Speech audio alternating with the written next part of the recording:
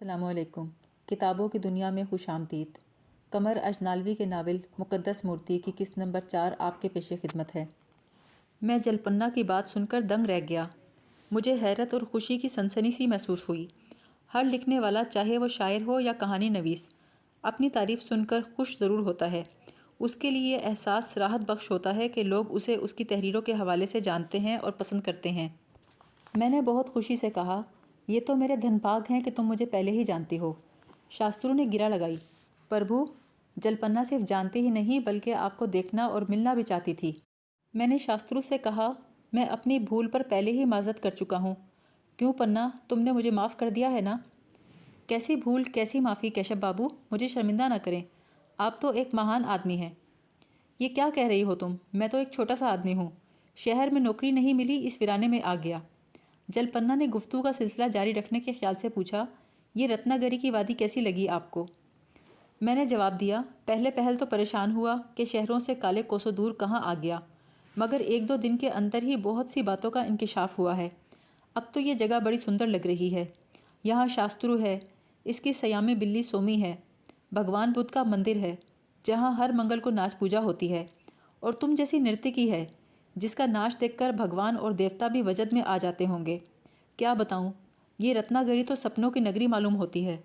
جلپنا اپنی تعریف سن کر خوش ہوئی، گال سرخ ہو گئے، لیکن بظاہر بولی، آپ تو خواہ مخواہ میری تعریف کرنے لگے۔ نہیں، خواہ مخواہ تو نہیں، تم واقعی سندر بھی ہو اور تمہارا ناچ بھی دل موہ لینے والا ہے۔ بڑا ہی پیارا اور انوکھا انگ ہے۔ تم نے یہ ناچ کہاں سے سیکھا؟ بولی، بچپن سے ہی شوق تھا، پتا جی نے استاد رکھ دیا تھا، مگر ناچ کلا تو اس وقت پوری ہوئی جب میں اپنے شہر حکامتی سے مانڈے پہنچی۔ وہاں گرو آمبی کا ناچ آشرم ہے، انہوں نے مجھے یہ گن سکھایا، انہی کی دیا ہے کہ اتنا ناچ لیتی ہوں۔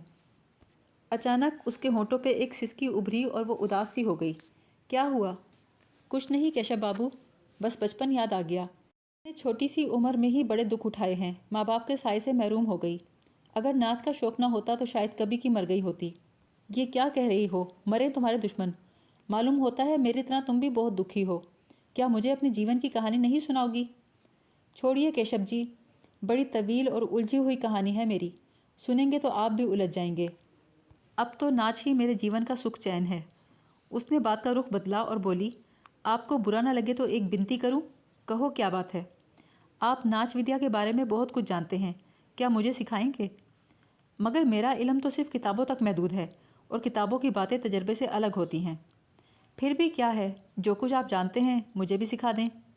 میں خاموش ہو کر سوچنے لگا کہ ناچ ودیا کے بارے میں اسے کیا سکھاؤں گا، وہ تو خود بہتیرا اچھا ناچتی ہے۔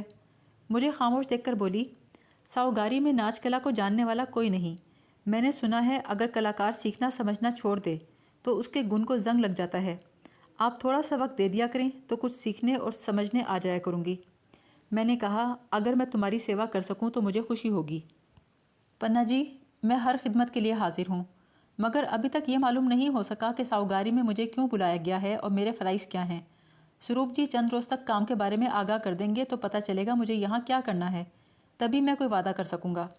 وہ بولی، میں جانتی تھی آپ مجھے نراش نہیں کریں گے، اور میں سوچتا ہوں یہاں فرصت کا جو سمے ملے وہ دوسروں کی سیوا کے لیے وقف کر دوں۔ آپ بار بار خدمت اور سیوا کے الفاظ کیوں بولتے ہیں؟ پھر کیا بولوں؟ ناگہاں شاسترو نے اپنی موجودگی کا احساس دلایا۔ لفظوں کے ہیر پھیر میں کیوں پڑتے ہو پربھو؟ مطلب تو کام سے ہے۔ میں نے کب کام سے انکار کیا ہے؟ ناچ ودیا ہی تو سکھانی ہے۔ بے شک، اور ساؤگاری کی دنیا اتنی بڑی نہیں جہاں رہنے والوں کے راستے مختلف سمتوں کو جاتے ہوں۔ یہاں تو سب کا ایک ہی راستہ، ایک ہی منزل ہے۔ پربھو، یہ بہت اچھا ہوا کہ ناچ ودیا سکھانے پہ آپ راضی ہو گئے۔ یہ ناچ ودیا پنا سے میل جول کے لیے ایک دروازے کا کام آئے گا۔ میں تو کہتا ہوں کل سے ہی سبق دینا شروع کر دو، جب تک مالک ڈیوٹی نہیں سونپتے آپ کو ناچ ودیا سکھانے کی فرصت ہی فرصت ہے۔ پنا بولی، کیشب جی، شاسترو ٹھیک کہتا ہے، اگر آپ آگیا دیں تو کل سے ہی آ جاؤں؟ جیسے تم چاہو۔ جلپنا کے چہرے پر گلاب سے کھل اٹھے۔ اچھا، تو میں کل سویرے آ جاؤں گی۔ شاسترو نے مداخلت کی، یہ یاد رکھنا کل سے انہیں میرے ساتھ رتنا گری کی سیر کو بھی جانا ہے، اس لیے تمہیں اپنی ناچ ودیا سے سویرے ہی فارغ ہو جانا چاہیے۔ اس طرح شاسترو کے ذریعے ساؤگاری کی نرتکی سے میرا میل جول شروع ہوا۔ دوسرے دن سورج چڑھنے کے ساتھ ہی اس کے سندر روپ کی روشنی میرے کمرے کو جگمگا رہی تھی۔ کمرہ نشست میں ہم دونوں تنہا تھے۔ کہنے لگی، کیشب جی، نہ جانے کیوں میرا من کہتا تھا میں ایک نہ ایک دن آپ سے ضرور ملوں گی۔ میرے من کا کہا پورا ہو گیا۔ میں اس سے کافی دیر ناچ ودیا کے بارے میں ہی باتیں کرتا رہا۔ میں نے اندازہ لگایا کہ اسے ناچ سے جنون کی حد تک لگاؤ تھا، مگر یہ معمہ میری سمجھ میں نہ آتا تھا کہ وہ نوجوانی میں دنیا تیاگ کر یہاں کیوں چلی آئی تھی۔ پروگرام کے مطابق شاسترو 11 بجے میرے پاس آ گیا اور ہم رتنا گری کی سیر کے لیے چل پڑے۔ پھاٹک پر چوکیدار موجود تھا۔ وہ ڈیوڑی کے ساتھ والے کمرے میں ہی رات گزارتا تھا۔ جب ہم پھاٹک سے باہر آئے تو سورج مشرق کے پربتوں سے جھانک رہا تھا۔ اس کی کرنیں پہاڑوں کی چوٹیوں پر روشنی بکھیر رہی تھیں۔ رتنا گری کی وادی کئی میل میں پھیلی تھی۔ اس کے چاروں جانب اونچے اونچے پہاڑوں کے حصار تھے۔ جس روز میں پیگو کے ہمراہ آیا تھا تو رات ہو چکی تھی اور میں اپنے من میں چھانے والے اندیشوں کی وجہ سے اس پہاڑی ویرانے کو ہولناک سمجھ رہا تھا۔ آج صبح کے اجالے میں اس وادی کو دیکھا تو اس کی خوبصورتی کو دیکھ کر حیران رہ گیا۔ یہ وادی اپنے نام کی طرح سندر تھی اور سورگ معلوم ہوتی تھی۔ پہاڑوں کی چوٹیاں آسمان سے باتیں کر رہی تھیں۔ ان کی ترائی میں پھیلے ہوئے ہرے بھرے جنگل آدم کی جنت گمگشتہ کی یاد دلاتے تھے۔ شمال کی جانب حد نظر تک نیلے پربتوں کا جو سلسلہ دکھائی دیا، ان کی چوٹیاں برف سے ڈھکی تھیں اور میلوں دور سے یوں نظر آتی تھیں جیسے قدرت نے ان کے سر پہ سفید رومال باندھ دیے ہیں۔ دوری کی وجہ سے وہ برفانی چوٹیاں دھند میں لپٹی تھیں، البتہ قریب کے پہاڑ اور ان کی بلندیاں سورج کی روشنی میں ایک روح پرور نظارہ پیش کر رہی تھیں۔ ان پہاڑوں کی ترائیوں میں سرسبز جنگل تھے۔ مہاگنی کے درخت اتنی کثرت سے تھے کہ ساؤگاری کے باسی انہیں مہاگنی کے جنگل کہتے تھے۔ میلوں میں پھیلی رتنا گری کی وادی کہیں ہموار تھی، کہیں کچھوے کی پیٹھ کی طرح ابری ہوئی، کہیں چٹیل، کہیں خردرو جھاڑیاں اگی ہوئی تھیں۔ جنوب کی طرف دور تک ایک قدرتی نشیب تھا جو قریباً نصف پون میل کے بعد فراز میں تبدیل ہو گیا تھا۔ ایک جگہ رک کر میں نے جنوب کی سمت اس راستے کو دیکھا جس پر چل کر میں اس وادی میں پہنچا تھا۔ 2-2.5 میل دور وہ عمودی چٹانیں نظر آ رہی تھیں جن کے درمیان بل کھاتا ہوا درہ عبور کر کے ہمارا قافلہ رتنا گری داخل ہوا تھا۔ یہ راستہ اجاڑ اور ایک پیالے کی پشت کی مانند ابھرا ہوا تھا۔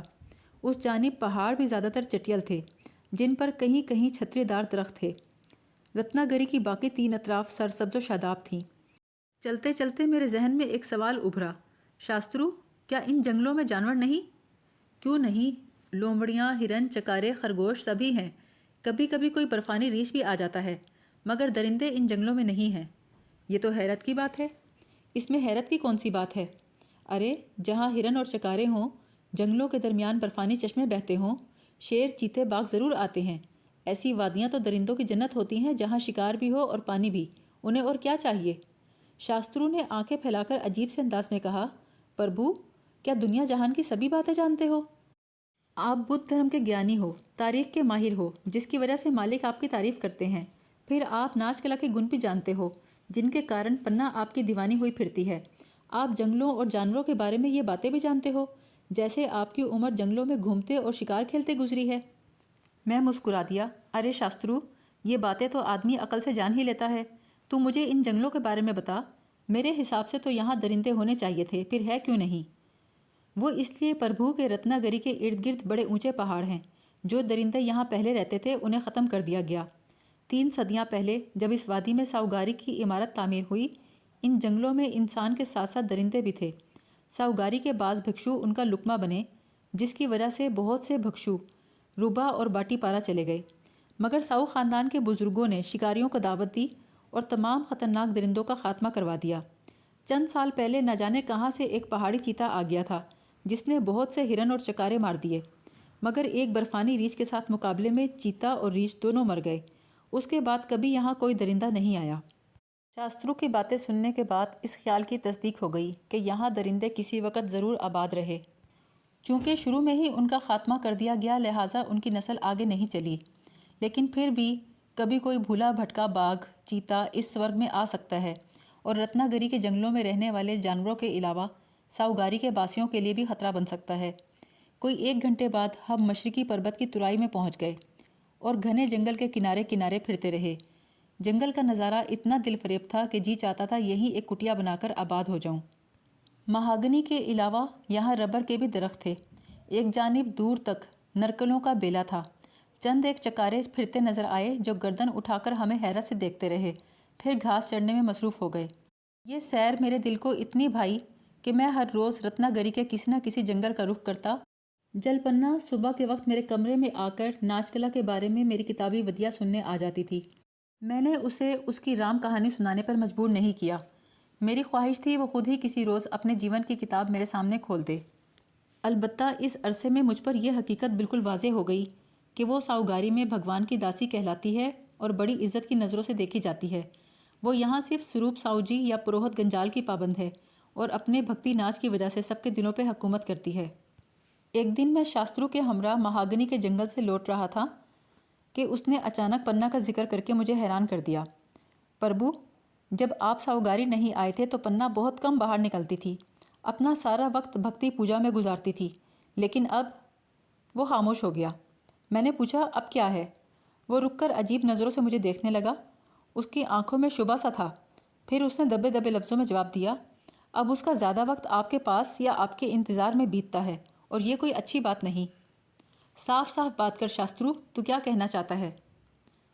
دیکھیے، میں آپ کی طرح ودوان نہیں ہوں پربھو، تھوڑی سی پریم ودیا تو ہر آدمی کو آتی ہے۔ پریم ودیا؟ ہاں پربھو، یہ پریم ودیا کسی پاٹھ شالہ میں نہیں پڑھائی جاتی، آپ سے آپ آ جاتی ہے۔ پنا مجھ سے ملنے آ جاتی ہے ناچ کلا سیکھنے سمجھنے کے لیے، اس کا پریم ودیا سے کیا واسطہ؟ میرے ہاتھ میں مہاگنی کی ایک لمبی چھڑی تھی، میں نے وہ چھڑی اس پہ لہرائی، وہ کسی بندر کی طرح اچھل کر پرے ہو گیا۔ میں نے غصے سے کہا، کیا تو سمجھتا ہے میں پنا سے پریم کرنے لگا ہوں؟ وہ معنی خیز انداز میں مسکرایا۔ میرے سمجھنے نہ سمجھنے سے کیا ہوتا ہے، پر آج کل پنا آپ کے کمرے کے چکر کاٹتی رہتی ہے اور جب آپ نہیں ملتے تو بے چین سی ہو جاتی ہے۔ میں نے پریشان نظروں سے اس کی طرف دیکھا، کیونکہ وہ اچھی طرح جانتا تھا کہ وہ میرے پاس ناچ ودیا سیکھنے آتی ہے۔ پھر اس کا سوال بالکل بے معنی تھا، کیا تو نہیں جانتا وہ میرے پاس کیوں آتی ہے؟ پربھو، ساؤگاری میں صرف میں ہی تو نہیں رہتا، اور لوگ بھی رہتے ہیں اور پنا کو آپ کے کمرے میں آتے جاتے دیکھتے ہیں، پر مگر وہ نہیں جانتے کہ پنا آپ کے پاس کیوں آتی ہے۔ یہ الفاظ سن کر میں چونک گیا۔ اس نے بتایا، ابھی کل کی بات ہے، پروہت گنجال نے مجھ سے پوچھا، یہ پنا آج کل کیشب جی کے پیچھے کیوں پھرتی ہے؟ میں نے جواب دیا، کیشب جی سنگیت، کلا اور ناچ ودیا کے گیانی ہیں، پنا ان سے ناچ ودیا سیکھنے کی آشا رکھتی ہے۔ جس پر پروہت گنجال بڑا حیران ہوا۔ کچھ سمجھے پربھو؟ اگر یہی بات کسی دن مالک نے مجھ سے پوچھی تو انہیں کیا جواب دوں گا؟ تو شاسترو، اس میں جھوٹ کیا ہے؟ پنا ناچ ودیا ہی تو سیکھنے آتی ہے۔ پر پربھو، وہ سیکھنے نہیں، آپ کو سکھانے آتی ہے۔ شاسترو کے ہونٹوں پہ ایک شریر سے مسکراہٹ تھی۔ میرا تو خیال ہے وہ آپ سے پریم کرتی ہے، آپ اسے ناچ ودیا سکھا رہے ہیں، وہ آپ کو پریم ودیا پڑھا رہی ہے۔ میں نے اس کی بات کو تمسخر میں اڑانے کی کوشش کی۔ ارے مورکھ، مجھے آج تک دنیا کی کسی عورت سے پریم نہیں ہوا، نہ ہی ہو سکتا ہے، کیونکہ میرے جیون کی کتاب میں عورت کے پریم کا ورق ہی نہیں ہے۔ پربھو، آپ کے جیون میں پریم نہیں تو نہ صحیح، مگر آپ پنا کی بات کیسے کر سکتے ہیں؟ اس کے جیون کی کتاب میں تو پریم پتر ہوگا، آپ اسے پریم کرنے سے تو نہیں روک سکتے۔ ایسے منطق پیش کرتے وقت شاسترو مجھے 100 سال کا بوڑھا نظر آنے لگا۔ میں اسے سمجھاتے ہوئے بولا، اول تو وہ مجھے پریم کرنے نہیں، سچ مچ ودیا ہی سیکھنے آتی ہے، اور اگر تیرا یہی خیال ہے تو بھی مجھے فکر مند ہونے کی ضرورت نہیں، کیونکہ تالی ایک ہاتھ سے کبھی نہیں بجتی۔ یہ تو ٹھیک ہے پربھو، مگر آج آپ کو پنا سے پریم نہیں، مگر کل ہو بھی سکتا ہے۔ میں نے پھر اس کو چھڑی ماری، وہ ایک دم دور بھاگ گیا۔ شاسترو، تجھے پریشان ہونے کی ضرورت نہیں، میں خود ہی پنا کو سمجھا دوں گا کہ مجھ سے زیادہ ملے، نہ ہی کوئی آشا رکھے۔ نہیں پربھو، آپ یہ ہرگز نہیں کہہ سکو گے۔ کیوں نہیں کہہ سکوں گا؟ اس لیے کہ یہ بات سن کر اس کا دل ٹوٹ جائے گا۔ اچھا، پھر تو ہی بتا میں کیا کروں؟ ابھی کچھ بھی نہ کرو، چپ رہو، آنے والے وقت پر خود ہی کوئی راستہ نکل جائے گا، مگر آپ کو پروہت گنجال سے بچنا ہوگا، سمجھ گئے نا میری بات؟ میں دل ہی دل میں شاسترو کا شکریہ ادا کر رہا تھا کہ اس نے کس خوبصورتی کے ساتھ مجھے قبل از وقت ہوشیار کر دیا، ورنہ ممکن ہے کسی وقت بے احتیاطی سے نہ صرف سروپ جی کے سامنے شرمندہ ہونا پڑتا، بلکہ کسی پریشانی میں مبتلا ہو جاتا۔ غالباً شاسترو کا مطلب بھی یہی تھا کہ میں ذرا احتیاط کروں۔ اس نے پروہت گنجال سے خاص طور پہ خبردار کیا تھا۔ جب ہم ساؤگاری پہنچے تو شام گہری ہو گئی تھی اور چراغ روشن ہو چکے تھے۔ ابھی باغیچے سے گزر کر غلام گردش میں قدم رکھا تھا کہ پیگو مل گیا، جو کل کسی خاص کام سے کیا تھا۔ اس نے بتایا، مالک نے کہا ہے آپ آتے ہی ان سے ملیں اور کھانا بھی ان کے ساتھ ہی کھائیں۔ شاسترو تو وہیں سے مغربی فصیل کی برجی کی طرف چلا گیا، کیونکہ ایک دن پہلے ہی اس کی سیامی بلی نے 4 پیارے پیارے بلونگڑے دیے تھے، جنہیں مغربی برجی میں رکھا تھا۔ شاسترو کے بقول وہ برجی سومی اور اس کے سرخ باشی پریتم راما کی مستقل رہائش گاہ تھی۔ یہاں سومی کے نئے کنبے کی دیکھ بھال وہ خود کرتا تھا۔ میں سروپ جی سے ملنے کی خاطر پیگو کے ہمراہ چلا آیا۔ وہ اپنے کمرہ ملاقات میں شاید میرا ہی انتظار کر رہے تھے۔ اس کمرے میں قدیم نادر اشیاء کے علاوہ ایک پرانا فانوس بھی چھت کے ساتھ آویزاں تھا، جس میں بیک وقت درجنوں شمعیں روشن تھیں۔ ان کی روشنی سے کمرہ بقعہ نور بنا ہوا تھا۔ انہوں نے مجھے اپنے قریب ہی ایک کرسی پہ بیٹھنے کا اشارہ کیا اور پیگو سے کہا، کھانا یہیں لے آؤ۔ وہ کمرے سے نکلا تو سروپ جی نے خاکی کاغذ میں لپٹی ہوئی ایک انتہائی بوسیدہ کتاب نکالی، جس کے اوراق مٹیالے، موٹے، بھدے اور بڑے خستہ تھے۔ یہ کوئی قلمی نسخہ تھا جو قدیم آسامی زبان میں تھا۔ قلمی نسخہ میری طرف بڑھاتے ہوئے بولے، تھارو کیشپ، یہ انتہائی قیمتی اور نایاب کتاب میرے ایک دوست نے ریاست منی پور سے بھیجی ہے۔ پیگو آج ہی روپا سے لے کر آیا ہے۔ اس میں بھگوان بدھ کی قدیم مورتیوں کی تاریخ درج ہے۔ میں چاہتا ہوں پہلے تم اس کا مطالعہ کرو، بعد میں پڑھ لوں گا، پھر ہم آپس میں تبادلہ خیال کریں گے۔ اس کتاب میں بھگوان بدھ کی بہت سی نادر اور تاریخی مورتیوں کا ذکر ہے، جو آج بھی دنیا کے بعض عجائب گھروں اور پگوڈوں میں موجود ہیں۔ لیکن میں چاہتا ہوں تم بھگوان بدھ کے بعد پہلی صدی میں تیار کی جانے والی پیتل کی مورتیوں پر گہری نظر سے غور کرو، پھر ان کی ایک الگ فہرست تیار کرو۔ میں ان کی بات سن کے چونک پڑا۔ آخر سروپ جی پیتل کی مورتیوں کے پیچھے کیوں پڑے ہیں؟ مجھے وہ دن یاد آئے جب میں BA کی امتحان کی تیاری کر رہا تھا تو بھگوان بدھ کی مورتیوں کے اوپر ان کا ایک تہلکہ خیز مضمون شائع ہوا تھا۔ انہوں نے اسکالرز کو انہی مورتیوں کے بارے میں مزید تحقیق کی دعوت دی تھی اور میں نے ہزاروں مورتیوں کی فہرست شائع کر دی تھی۔ پھر انہوں نے جوتی پتر کے ایڈیٹر کی معرفت فرمائش کی کہ میں بھگوان بدھ کی وفات کے بعد پہلی صدی میں تیار ہونے والی پیتل کی مورتیوں کے بارے میں مزید تحقیق کروں۔ آج وہ ایک پرانی اور بوسیدہ قلمی کتاب اسی مقصد کے لیے میرے سپرد کر رہے تھے۔ میں دل ہی دل میں حیران تھا، آخر پیتل کی مورتیاں ہی کیوں، اور وہ بھی پہلی صدی کی؟ یہ سوال میرے ذہن میں اس وقت بھی پیدا ہوا تھا، مگر میں امتحان کی تیاری میں مصروف تھا۔ آج جب 200 روپے ماہوار پر ان کا سیکرٹری تھا تو یہ سوال پھر مجھے پریشان کر رہا تھا۔ انہی سوچوں میں گم تھا کہ ان کی آواز سنائی دی۔ کیا سوچنے لگے تھارو کیشپ؟ کچھ نہیں، یہ کتاب بہت پرانی معلوم ہوتی ہے۔ ہاں، بہت بوسیدہ ہے، ذرا احتیاط سے پڑھنا، کہیں اس کے اوراق پھٹ نہ جائیں۔ اس کی دوسری کاپی اب دنیا بھر میں کہیں دستیاب نہ ہوگی۔ میرے جی میں آیا کہ پوچھوں، آخر پیتل کی مورتیوں میں کیا رکھا ہے؟ بھگوان کی چاندی سونے کی مورتیاں بھی ہیں، انہیں کیوں نظر انداز کیا؟ مگر خیال آیا کہ پیتل کی مورتیوں کے ساتھ ضرور کوئی ایسی بات وابستہ ہے جس کا ذکر کرنا وہ مناسب نہیں سمجھتے۔ اتنی دیر میں پیگو کھانا لے آیا۔ کھانے کے دوران میں بھی وہ یہی تاکید کرتے رہے کہ کتاب میں جہاں پیتل کی مورتیوں کا ذکر آئے اسے علیحدہ کاغذ پہ نوٹ کرتا جاؤں۔ کھانے کے بعد انہوں نے مجھے رخصت کر دیا۔ میں قلمی نسخہ اٹھا کر اپنے کمرے کی طرف چل دیا۔ یہ پہلا کام تھا جو ساؤگاری میں آ کر میرے سپرد ہوا تھا، اس لیے میرا فرض تھا کہ سروپ جی کی ہدایت کے مطابق پوری توجہ کے ساتھ کتاب کا مطالعہ کروں۔ میں راہداری سے گزر کر اپنی رہائش گاہ میں آیا اور 24 زینہ طے کر کے کمرے میں داخل ہوا تو دیکھا کھوٹی کے ساتھ لالٹین جلی ہوئی ہے۔ اس کی روشنی میں بستر پہ نظر پڑی تو دل دھک سے رہ گیا۔ جلپنا بڑی بے تکلفی سے بستر پہ دراز گہری نیند سو رہی تھی۔ یقیناً میری بوکھلاہٹ قابل دید ہوگی۔ بھگوان کا شکر ہے یہ منظر دیکھنے والا اور کوئی نہیں تھا۔ میں حیرت پاش نظروں سے اس فتنے کو دیکھنے لگا۔ وہ بڑے دلکش انداز میں لیٹی تھی۔ لالٹین کی زرد روشنی میں اس کا روپ آکاش کی سندر اپسراؤں کو مات کر رہا تھا۔ بھرپور جوانی اور دمکتا ہوا حسن۔ میرے بستر پر ایک قیامت محو آرام تھی۔ میں سحر زدہ اسے دیکھتا رہا، مگر اسے جگانے یا کمرے میں ٹھہرنے کی جرت نہ کی۔ شاسترو نے آج ہی تو احتیاط کی طرف توجہ دلائی تھی۔ آج ہی ساؤگاری میں مجھے پہلا فرض سونپا گیا تھا۔ میں آج رات ہی کتاب کا مطالعہ کرنا چاہتا تھا۔ فوراً ایک فیصلہ کیا۔ دبے پاؤں کمرے سے نکلا کہیں پناہ کی نیند نہ ٹوٹ جائے، پھر تیز قدموں سے راہداری عبور کر کے بیرونی غلام گردش میں آ گیا۔ مغربی فصیل کی برجی کے نیچے روشنی کا ہالہ تھر تھرا رہا تھا۔ یہ شاسترو تھا، سومی کے کنبے سے مل کر برجی سے آ رہا تھا۔ اس نے چراغ آگے بڑھا کر غور سے مجھے دیکھا اور غالباً میرے چہرے پہ پریشانی اور بدحواسی دیکھ کر بولا، کیا ہوا پربھو؟ ارے شاسترو، وہ پنا ہے نا، اس وقت میرے بستر پر سو رہی ہے، بھلا میں وہاں کیسے بیٹھ سکتا ہوں؟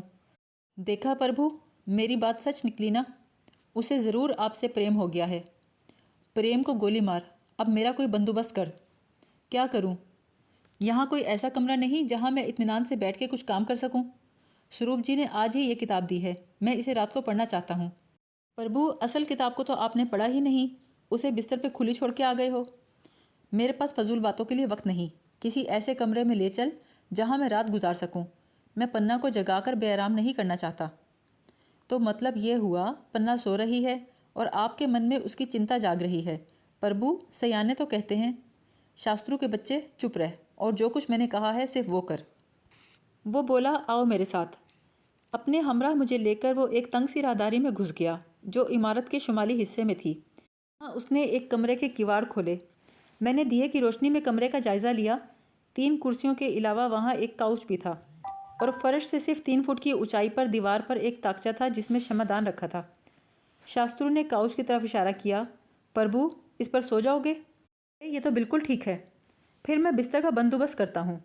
اس نے تاکچے کی شمع روشن کر دی، مجھے وہیں چھوڑ کے چلا گیا۔ لوٹ کر آیا تو اس کے بغل میں ایک مختصر سا بستر تھا۔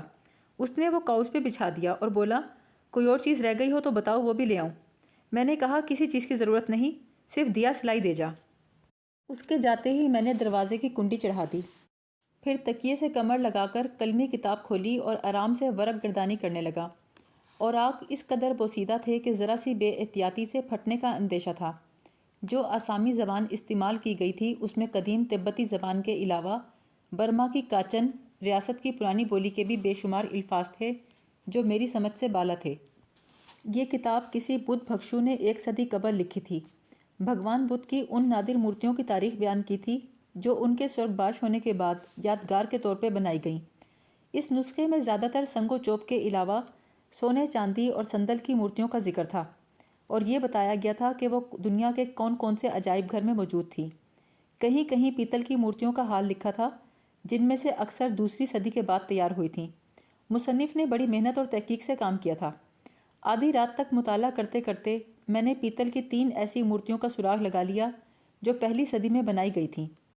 ان میں ایک لندن کے برٹش نیشنل میوزیم میں تھی، دوسری چین کے شہر میکاؤ کے تاریخی پگوڈے میں، تیسری کلکتہ کے فورٹ ولیم عجائب گھر میں رکھی گئی تھی۔ میں نے علیحدہ کاغذ پر ان تینوں مورتیوں کی تفصیلات درج کر لیں۔ کتاب کے آخر میں 10ویں صدی کے بعد کی مختلف مورتیوں کی تاریخ لکھی تھی جن کا پڑھنا نہ پڑھنا برابر تھا، کیونکہ سروپ جی صرف پہلی صدی میں تیار ہونے والی پیتل کی مورتیوں میں دلچسپی رکھتے تھے۔ آدھی رات کے بعد میں نے قلمی نسخے کو احتیاط سے ایک طرف رکھا اور شمع بند کر کے بستر میں دبک گیا۔ آج کا سارا دن میں نے مہاگنی کے جنگل کی سیر کی تھی۔ پہاڑی ترائی کے نشیب و فراز طے کرنے کی وجہ سے بدن تھکا ہوا تھا۔ پھر ساؤگاری میں اپنے پہلے کام کی اہمیت کے پیش نظر آدھی رات تک کتاب کا مطالعہ کیا، یوں جسم کے ساتھ ساتھ دماغ کی مشقت بھی ہو گئی۔ بستر میں لیٹ کر بھی میرا دماغ بھگوان بدھ کی مورتیوں میں الجھا رہا اور میں سوچتا رہا، آخر سروپ جی پیتل کی کون سی مورتی تلاش کرنا چاہتے ہیں۔ یہی سوچتے سوچتے میں بے سدھ سو گیا۔ مگر انسان کا ذہن نیند کی حالت میں بھی جاگتا رہتا ہے۔ میرا ذہن بھی کچھ آہٹیں سن رہا تھا، جیسے کوئی کمرے میں گھس آیا ہو۔ میں یقین کے ساتھ نہیں کہہ سکتا وہ کوئی خواب تھا یا نیم بیداری کی کیفیت، تاہم میں محسوس کر رہا تھا کہ سرہانے کی جانب کوئی میرے اوپر جھکا ہوا ہے جس کا بوجھ میرے دل و دماغ پر پڑ رہا ہے۔ اس انجانے بوجھ کو پرے ہٹانے کے لیے میں نے عالم خواب میں لیٹے لیٹے اپنا دایاں بازو اوپر اٹھایا، غالباً اسے جھٹکا بھی دیا تاکہ جو کوئی مجھ پہ جھکا ہے پرے ہٹ جائے، مگر میرا ہاتھ کسی انسانی جسم کے بجائے سرد اور سخت دھات سے ٹکرا گیا، جس سے میں نے اندازہ لگایا اس وقت جو کوئی بھی مجھ پہ جھکا ہوا ہے اس نے پرانے زمانے کے شہ سواروں کی طرح کسی دھات کا مضبوط سینہ بند اور جوشن پہن رکھا ہے۔ اس احساس کے ساتھ میرے ذہن میں ایک سرد رو دوڑنے لگی۔ میرا ہاتھ دھات کو چھو کر پھر سینے پہ آ لگا۔ میں دل ہی دل میں حیران تھا، وہ کون ہو سکتا ہے؟ ساتھ ہی مجھے کچھ خوف بھی تھا۔ اسی حالت میں آنکھیں کھولنے کی کوشش کی، لیکن شاید آپ میری بے بسی کا اندازہ نہیں لگا سکتے کہ میری آنکھوں کی پلکیں باہم پیوست ہو گئی تھیں، پپوٹے پھڑک اور تڑپ رہے تھے، لیکن کوشش کے باوجود آنکھیں نہیں کھل رہی تھیں۔ مجھ پر شدید خوف غالب آ گیا، سینے پہ دباؤ کچھ اور بڑھ گیا، سخت تشویش تھی آخر میری آنکھیں کھل کیوں نہیں رہیں۔ اچانک دل کو گیان ہوا کہ اس پراسرار ہستی نے میری آنکھوں کو اپنے طلسم میں جکڑ لیا ہے جو میرے اوپر جھکی ہوئی ہے۔ اگر میں نے اس قید سحر سے رہائی حاصل نہ کی تو شاید ہمیشہ کے لیے اپنی بینائی کھو بیٹھوں۔ اس احساس کے ساتھ ہی میں نے اپنی قوت ارادی سے اس پراسرار ہستی کے طلسم کو توڑنے کا ارادہ کیا۔ جو ہی میں نے یہ ارادہ کیا، وہ ہستی میرے سرہانے سے خود بخود پیچھے ہٹ گئی اور تیزی سے گھوم کر دروازے کی طرف ہو گئی۔ میں اس کے بدن پر دھات کی کھڑکھڑاہٹ سن رہا تھا، ٹھیک اسی لمحے میری آنکھیں کھل گئیں، لیکن ارد گرد تاریکی ہی تاریکی تھی۔ اس تاریکی میں میرے کان اور میرا ذہن اس عجیب سی آواز پر لگے تھے۔ کسی فوری جذبے کے ساتھ میں بستر پہ اٹھ کر بیٹھ گیا۔ اگرچہ کمرے میں اندھیرا تھا، لیکن میں مکمل طور پہ بیدار تھا۔ پہلے اگر میرا ذہن نیند کی حالت میں کوئی سپنا بھی دیکھ رہا تھا تو بیداری کے ساتھ وہ سپنا ٹوٹ جانا چاہیے تھا، لیکن میں عین حالت بیداری میں کمرے کے اندر دھات کے قدموں کی آواز سن رہا تھا، جو انسانی قدموں کی چاپ سے مختلف تھی۔ اس آواز کے ساتھ ایک عجیب سی کھڑکھڑاہٹ تھی جو میری سماعت سے ٹکرا رہی تھی۔ غالباً یہ اس پراسرار ہستی کے جوشن اور سینہ بند سے پیدا ہو رہی تھی۔ مجھ پر بدستور خوف طاری تھا، لیکن حقیقت معلوم کرنے کے لیے میں نے بڑی عجلت میں دیا سلائی جلا کر تاکچے میں رکھی شمع روشن کی۔ کمرے میں روشنی ہوئی۔ اس روشنی میں میری آنکھوں نے جو دیکھا وہ اس قدر حیرت ناک، دہشت ناک اور لرزہ خیز تھا کہ میرے پسینے چھوٹ گئے۔ میں بمشکل اپنی چیخ روک سکا، بلکہ یوں کہنا درست ہے کہ مارے دہشت کے میرے حلق سے چیخ نہ نکلی۔ کیا آپ یقین کریں گے کہ شمع کی روشنی میں نے بھگوان بدھ کی پیتل کی ایک قدادم مورتی کو اپنے قدموں پہ چلتے اور ہولے ہولے دروازے کی طرف بڑھتے دیکھا۔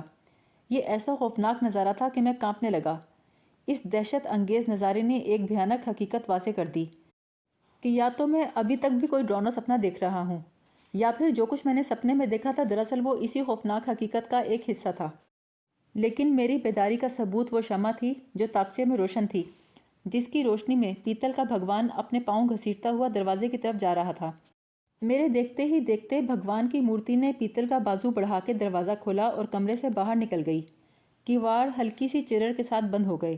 اب پیتل کے قدموں کی آواز اور دھات کی کھڑکھڑاہٹ راہداری سے آ رہی تھی، اور آواز سے یہ اندازہ لگانا مشکل نہ تھا کہ بھگوان بدھ کی مورتی راہداری کی مشرقی سمت میں جا رہی ہے۔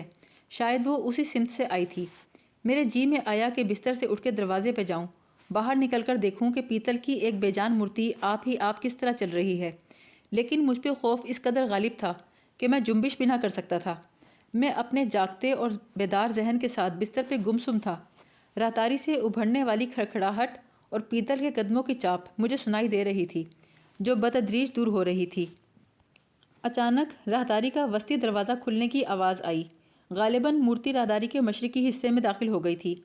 پیتل کے قدموں کی چاپ اگرچہ مدھم ہو گئی تھی، پھر بھی میں بڑی دیر تک کان لگا کر سنتا رہا۔ پھر یوں لگا جیسے مورتی زینہ چڑھ رہی ہو۔ آخر پیتل کی چاپ بالکل بند ہو گئی، لیکن چند لمحوں کے بعد میں نے کمرے کی چھت پر عجیب سی دھمک محسوس کی۔ پھر چاروں طرف مکمل سناٹا چھا گیا۔ میری داستان پڑھنے والے یقیناً اس واقعے پر حیران ہوں گے۔ ہر صحیح الفکر آدمی کو اس پہ حیران ہونا چاہیے۔ میں خود ایک تعلیم یافتہ آدمی ہوں اور توہمات میں یقین نہیں رکھتا، مگر جو کچھ میں نے بیان کیا ہے اس میں کوئی مبالغہ، کوئی جھوٹ نہیں۔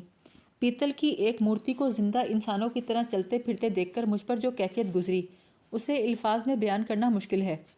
دہشت نے میرے اعضاء سن کر دیے تھے۔ رات کو کمرے کا دروازہ میں نے خود بند کیا تھا اور اس کی کنڈی چڑھائی تھی۔ پھر دروازہ خود کیسے کھل گیا؟ مورتی کمرے میں کس طرح داخل ہوئی؟ یہ سوچنا سب قطعی بیکار تھا۔ جب ساؤگاری میں پیتل کی ایک مورتی زندہ انسانوں کی طرح چل پھر سکتی ہے تو بند دروازے بھی آپ سے آپ کھل سکتے ہیں۔ کئی منٹ تک میں بستر پر ساکت بیٹھا رہا۔ جب ذرا ہوش آیا تو اس خیال نے ذہن میں ایک عجیب بے چینی پیدا کر دی کہ دنیا کا ایک محیر العقل اور شعور کی تمام قوتوں کو مفلوج کر دینے والا حیرت انگیز واقعہ میری آنکھوں کے سامنے گزر چکا ہے۔ میرے اعضاء جو شدت خوف سے سن ہو گئے تھے دھیرے دھیرے بحال ہونے لگے۔ میں نے ویسٹرن کی گھڑی پہ نظر ڈالی تو یہ دیکھ کر حیران رہ گیا آج بھی صبح کے 4 بج رہے تھے، لیکن آج گھڑی بند نہیں تھی، بلکہ اس کی سوئیاں میرے دل کی طرح دھڑک رہی تھیں۔ اب میں بستر پہ بیٹھا سوچ رہا تھا جو کچھ میں نے دیکھا اسے کیا سمجھوں، وہم، سپنا یا حقیقت؟ اگر سپنا تھا تو بیداری کے بعد اس کا تسلسل کیوں جاری رہا؟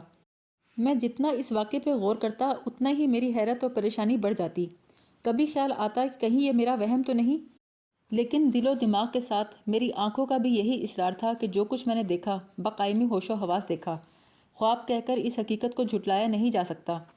میں نے یہ بھی سوچا کہیں ایسا تو نہیں کوئی زندہ آدمی مورتی کے خول میں گھس کر مجھے ڈرانے آیا ہو، مگر کسی کو یہ ناٹک کھیلنے کی کیا ضرورت تھی؟ پھر کوئی آدمی بند دروازے کو کس طرح کھول سکتا ہے؟